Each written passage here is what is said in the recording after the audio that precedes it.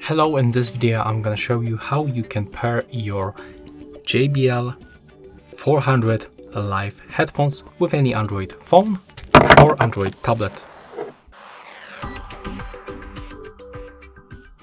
So first of all, you need to grab the right headphone.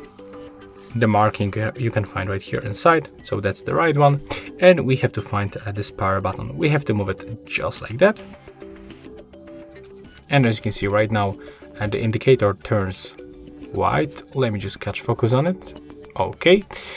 And then we have to rotate, find the Bluetooth button and click on it once to activate the Bluetooth pairing.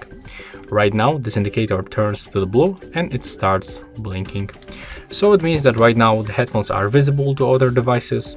So on our Android device, we have to open the Bluetooth settings.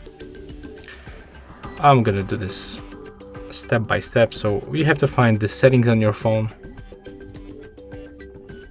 And then we have to go to the Bluetooth. And right now you have to find the new pairing devices. So you can find it right here. In my case, that's the available devices list.